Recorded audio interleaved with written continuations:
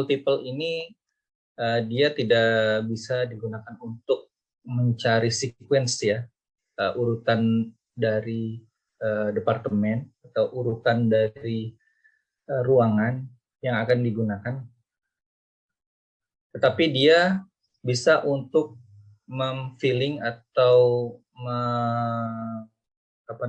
menempatkan secara 2 dimensi ya sequence yang sudah ada lalu divisualisasikan dalam bentuk 2 dimensi gitu, seperti itu. Jadi untuk multiple seperti ini. Nah, kita ambil contoh seperti ini. Ini kayak kayak kalau yang TikTok atau apa sih ya nama gamenya itu, yang kejar-kejaran makan lalu ada musuhnya yang ngejar-ngejar gitu ya, di labirin, seperti labirin. Nah, kita contohkan adalah tadi ini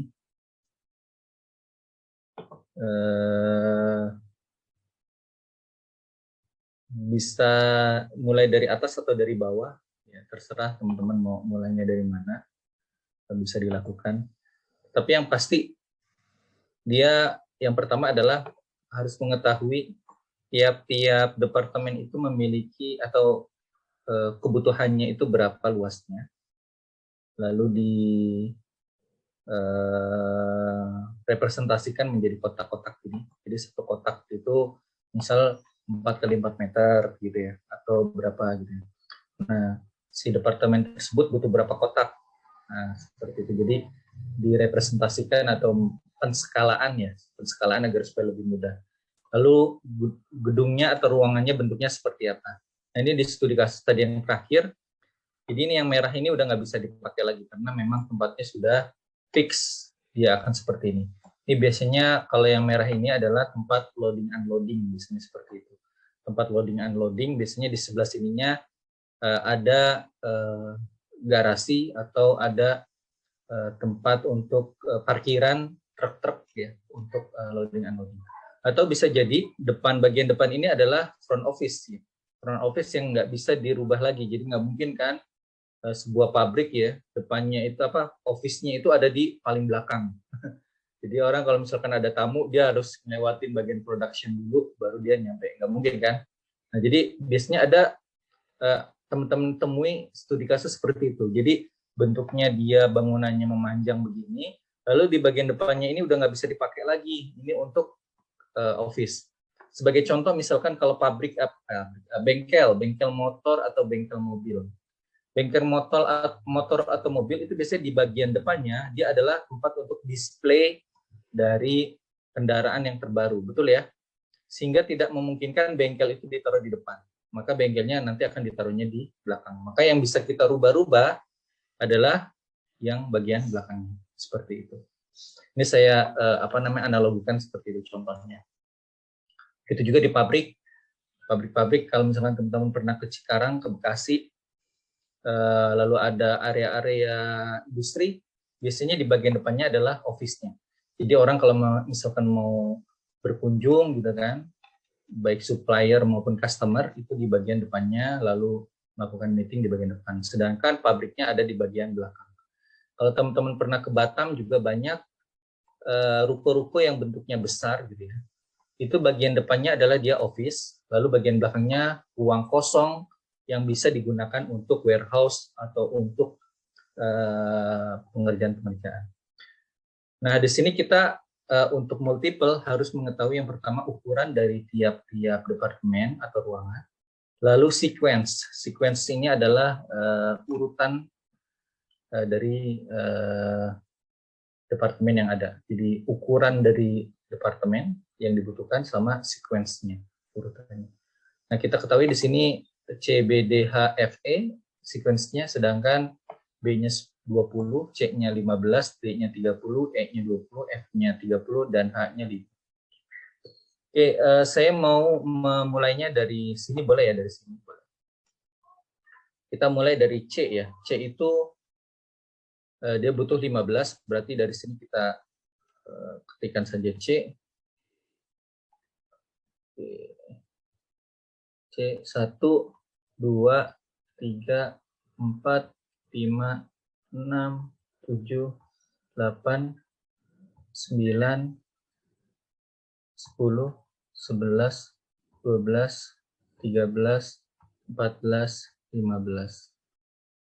15 ya dia butuhnya. Oke, selanjutnya setelah C adalah B, 20. 1, 2, 3, B, maaf. B, 1, 2, 3, 4, 5, 6, 7, 8, 9, 10, 11, 12, 13, 14, 15, 16, 17, 18, 19, 20. Bentuknya B seperti ini. Habis itu D, D-nya 30. 1, 2, 3, 4, 5, 6, 7, 8, 9, 10, 11, 12, 13, 16, 17, 18, 19, 25, 26, 27, 28, 29, 30. Selanjutnya H ya, H-nya butuh 5. 1, 2, 3, 4, 5. Lalu setelah H, F. F-nya butuh 30. 1, 2, 3, 4, 5, 6, 7, 8, 9, 10.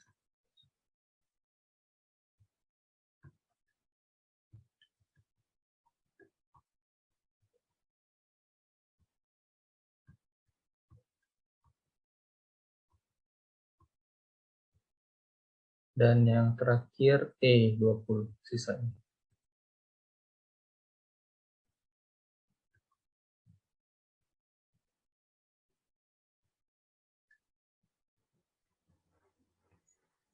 Oke, nah jadi bentuk ruangannya tadi seperti yang disampaikan. Kadang bentuk ruangannya itu jadi nggak bagus gitu, jadi nggak bagus kadang.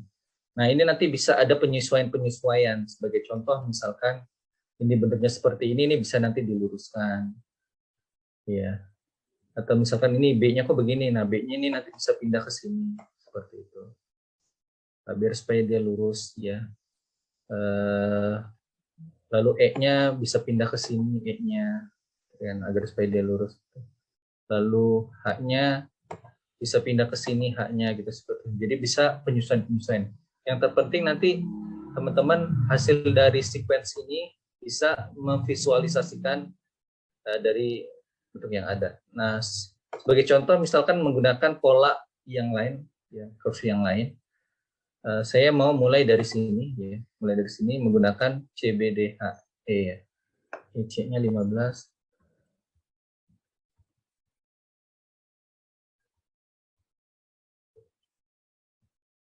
Oke, C-nya ada 15, selanjutnya B-nya 20.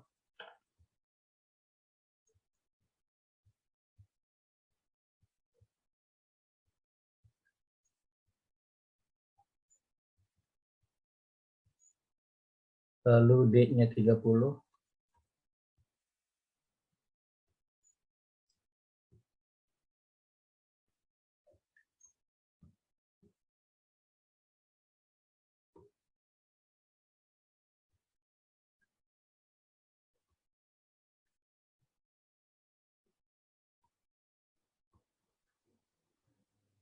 Lalu H-nya 5.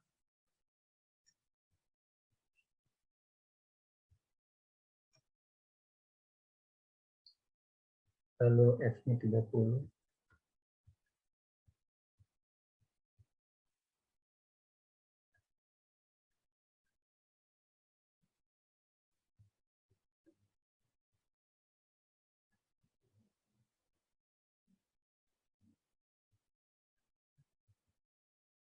Lalu yang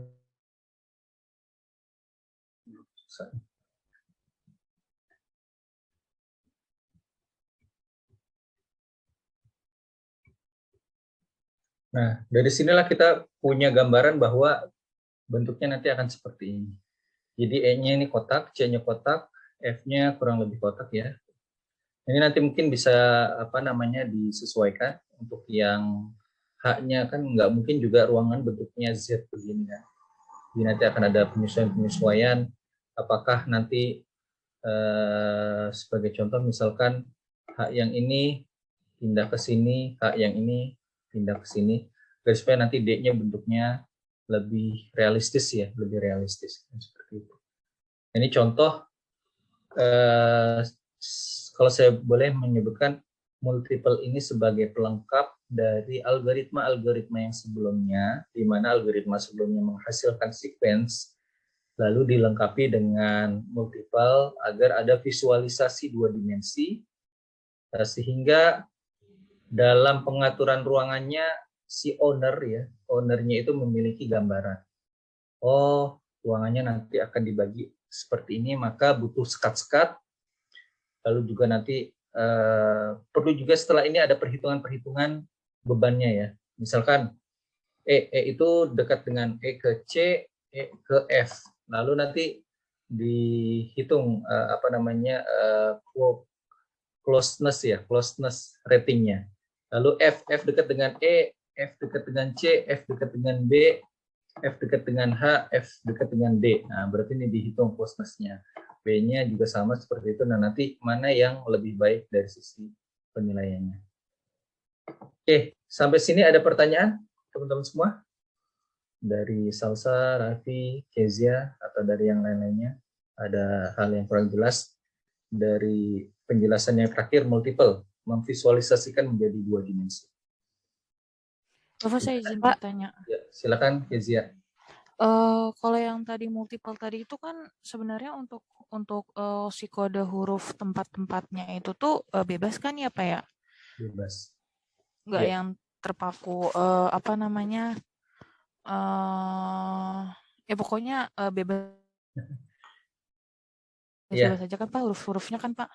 Iya. Oke, Jadi baik, Pak. bebas saja sebenarnya untuk hurufnya. Tapi saya kenapa menggunakan CBDHFE karena di sini sudah ada saya gunakan pewarnaan agar supaya memvisualisasikannya enak kan. Kan kalau misalkan warnanya beda, jadi lebih mudah membayangkan dibandingkan kalau misalkan dia hanya menggunakan huruf-huruf saja atau kode-kode saja dan seperti itu. Jadi terserah untuk penggunaannya. Jadi di sini format saya menggunakan conditioning formatting. Di sini ada yang model seperti ini. Kalau misalkan teksnya dia bentuknya B, C, D, E, F, G, H, nah seperti ini dia akan berubah. Seperti itu Kezia. Jadi bebas ya Kezia. Terima kasih Kezia atas pertanyaannya. Yang lainnya silakan. Terima kasih Pak. Pak, baik. Bapak mau nanya lagi. Oh ya, Kezia lagi ya. Silakan diselesaikan Kezia. Iya Bapak, maaf.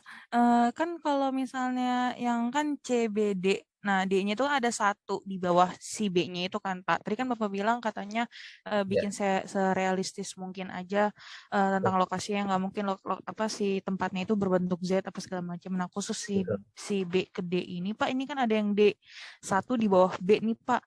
Nah kan cuman kan bisa nggak sih Pak ini kayak si D-nya itu kayak dipindahin ke H, terus si bawah B-nya itu tuh jadi warna pink kayak gitu, bisa nggak sih Pak? Jadi tuh kayak terkesan dia itu tuh emang nggak bisa diotak-atik gitu loh lokasi itu, apakah semacam tembok gede atau gimana gitu, bisa nggak sih Pak kalau kayak gitu buat ngerapihin lokasinya? Ya. Jadi sebenarnya bisa. Jadi nanti modelnya akan seperti ini berarti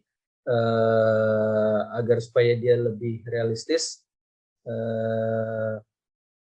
Nantinya misalkan contohnya nih, kan ini kan sebenarnya pola ini digunakan agar supaya dia terisi dari urutan paling awal sampai akhir ya, sequence ya, dan dia terkumpulkan. Ketika sudah jadi itu bisa kita sesuaikan. Contohnya misalkan seperti ini, yang B ini saya rubah jadi D, lalu yang ini jadi B, ya kan sama kan sebenarnya ya. Nah seperti itu. Nah terus kelihatan kan seperti ini. Ini yang D-nya ini kok ya bentuknya seperti ini ya. Ini bisa juga nanti ini ditukar D-nya di sini, lalu H-nya di sini, bukan seperti itu. Nah, bisa juga seperti itu. Jadi benar-benar penyesuaian-penyesuaian. Atau misalkan ini F-nya diputar F sama D ya. Ini D, ini F. Lalu ini F, ini D, bisa kan seperti itu. Ini jadi F, E, atau ya sih ya seperti itu. Pokoknya ini diatur-atur lagi lah seperti ini biar supaya lebih realistisnya. Soalnya yang bagian ini memang kurang realistis ya. Ini bisa H-nya pindahin ke sini, terus D-nya pindahin ke sini. Yang terpenting total ininya tetap sama, lalu dari sisi sequence-nya dia nanti bisa seperti ini kan. Jadi dari C ke B, ke D, terus ke H, lalu ke F. Nah, gitu kan seperti itu. Jadi ke F baru yang ke E. Nah, seperti itu. Jadi sifat kurang lebihnya seperti itu. Jadi ini tidak ada yang baku, hanya sebagai guidance saja ini membuat pattern-pattern seperti ini. Gitu ya. Gitu Kezia. Yang bisa diatur-atur. Terima kasih banyak, Pak. Ya, sama-sama. Selanjutnya tadi siapa yang mau bertanya lagi? Bapak, saya mau bertanya. Ya, silakan, Siva. Oke, itu ada sekat-sekat hitam itu apakah itu aturannya dari mana ya Pak? Bapak naruh sekat-sekat hitamnya. Baik, terima kasih Kezia. Sebenarnya saya tidak memberikan sekat, jadi sekat ini hanya garis bantu agar supaya alur curve-nya itu sesuai dengan yang diminta oleh Pak Bagus ya. Nah, jadi tadi kan Pak Bagus yang sebentar lagi. Saya cari tadi apa multiple ya. Nah, Pak Bagus itu di dalam bagian akhirnya itu dia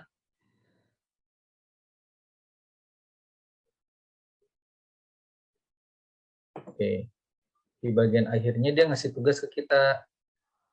Ini bisa loh dijadikan salah dua kata dia, salah dua. Nah, teman-teman bisa lihat di sini kan, pola yang A ini seperti ini, betul nggak? Ya kan? Polanya seperti ini. Ya, jadi dia mulai dari sini kan, ini, terus dia ke atas, ke samping, ke bawah, seperti itu ya. Nah, ini saya ngikutin pattern yang dari si siapa ya namanya, Hubble atau apa ya, saya tadi lupa. Hilbert curve, ya Hilbert curve. Jadi dia ngikutin Hilbert curve. Jadi memang Hilbert curve itu apa, ada pola-polanya yang bisa kita ikuti.